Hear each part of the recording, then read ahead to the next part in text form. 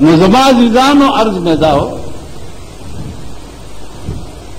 چې د امام شافعي رحمت الله علیه مذهب چې دی آپ پسینه لاسې خول ولی وای که د دنیا بنی آدمو ته مونږ پسینه لاس ږدو نو خدای خو د دې نه زیات حق لري ای ورته دا وجه د امام ابو حنیفه مذهب دا دی چې نامنه لاندې به لاس ږدي ولی او چې نامنه لاندې لاس کېږي نو اټومیټیکلی ورپسې سر راټیټ شي نو چې سر راټیټ شي نو دې کې اجر زیات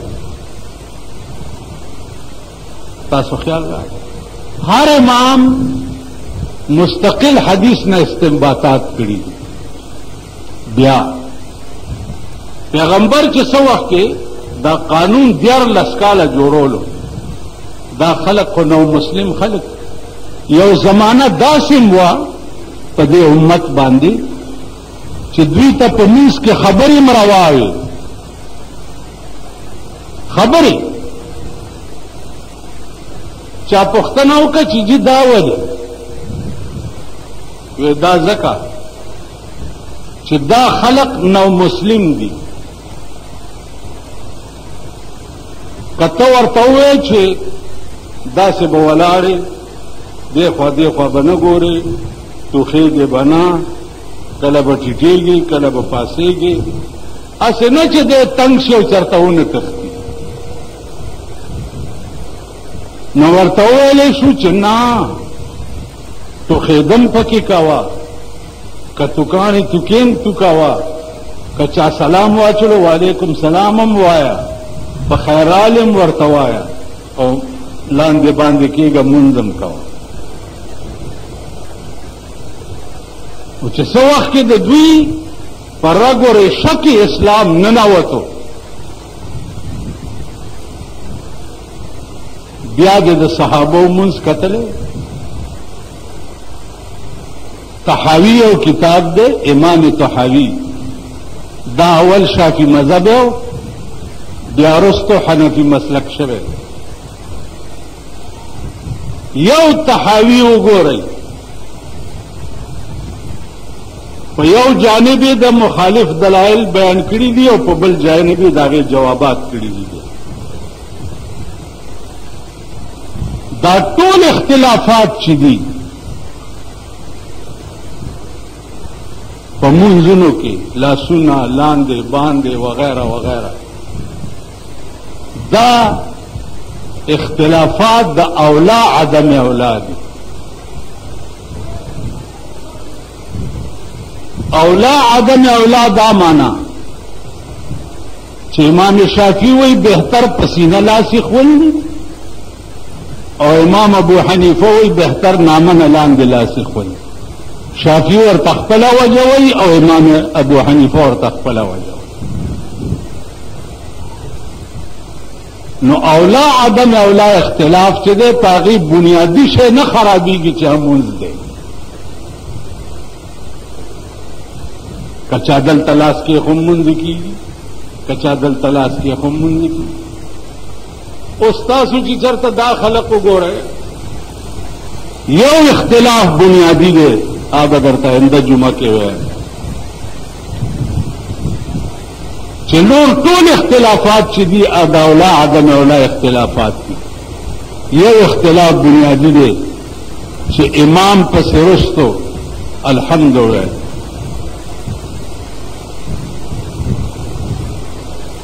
دا مذهب د اهل حدیث دی او د امام ابو حنیفه مذهب چې دی هغه دانه دی په دې دوه مذهبو به درته دلایل آینده جمعه کې وایي چې دا بنیادی اختلاف دی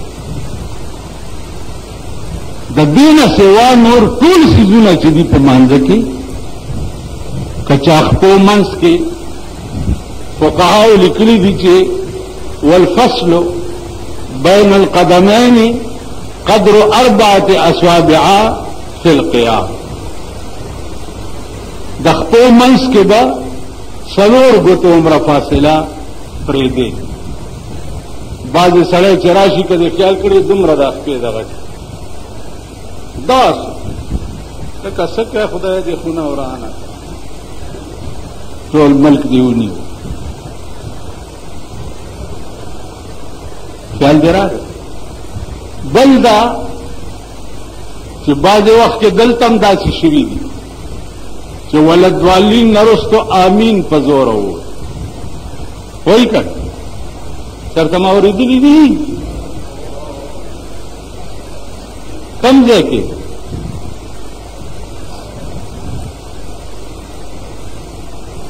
دلته یو گورنر و هغه ته یو لیډر به چې تقریر کولو نو هغه به وایي دا گورنر د خټو ګوګوشتو دی.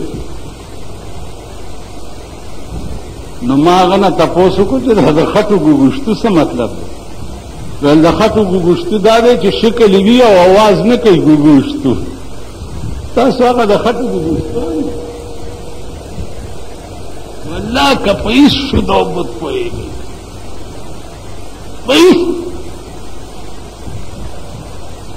اوس دا باس چې دا ما کم ستاسو مخکې چیړ دا باس هغه خلق پوهېږي چې چا کم از کم شپږ اته کاله کتابونه ویلي.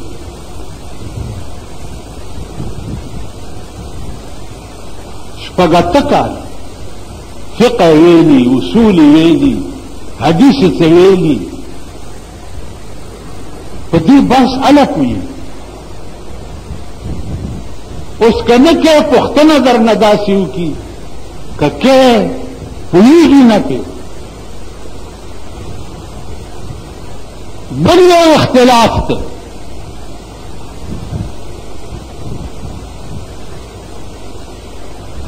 د اودس ماتېدو.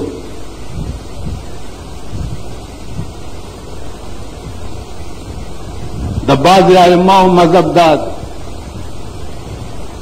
چې وینه سړی نه وځي اودس پې نه ماتېږي. د امام صاحب مذهب دا دی چې وینه ترې وځي او سیلان وکړي، کوم ځای نه چې راووته او د هغه ځای نه روانه شي او هغه پاک ځای ورسره ګنده شي، په دې اودس مات شي. چې د چا دا مذهب وي چې په وینه وتو اودس نه ماتېږي هغه پسې لمونځ روا دی که نه؟ دا بیل اختلاف. د دې وجه نه عزیزانو دې دپاره کم از کم څه وخت ویستل پکاري. څنګه چې تاسو دا لمونځ فرض ګڼئ او 15 وخته جومات ته ځئ،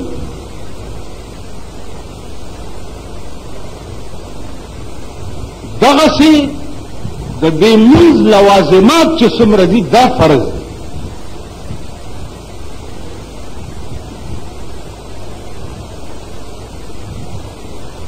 څومره ضروریات د لمونځ اوس دا ټکې هېڅ لمونځ ګزار له نه ورځي چې سجده سهو په کوم صورت کې واجبېږي.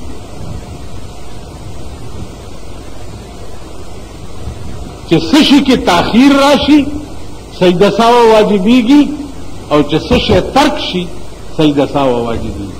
په دې دا خلک نه پوهېږي. تاسو وکتل چې د ځمکې په سر سوپر پاور روس یادېدو،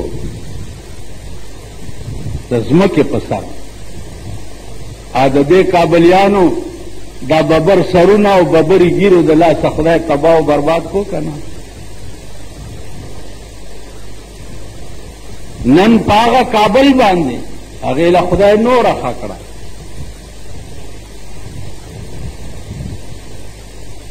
چې د بار ملکونو بایکاټ وشو نو مالونه به د بار ملکونو چې اوس راځي نو هغه به په ایران او په افغانستان باندې راځي. د افغانستان منډۍ خدای نوره ګرمه کړه.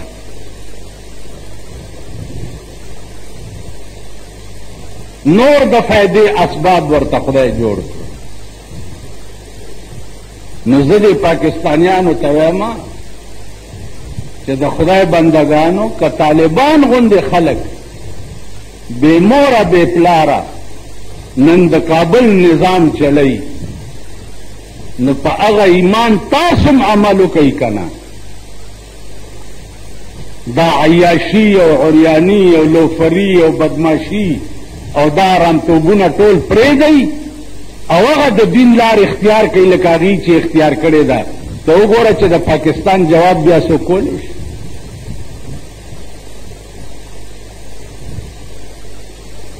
اوس اسامه بن لادن چې دی امریکا اربونه روپۍ ورپسې خرڅ کولو ته تیار دی چې دا ماله په لاس راکړي. طالبانو په لاس کې دی هغه وایي چې ټیکه ټیکه به شو خو رانه امریکا به بوځي څنګه. او اسامه وایي چې په خدای قسم چې کافر ناموي چې دا د خنزیر بچی رانه ژوندی پاتې نه شي. یو سړی دی لیکن د هغه د ارادې ته خو ګوره او د هغه د جذبې ته خو ګوره او د هغه د ایمان ته خو ګوره.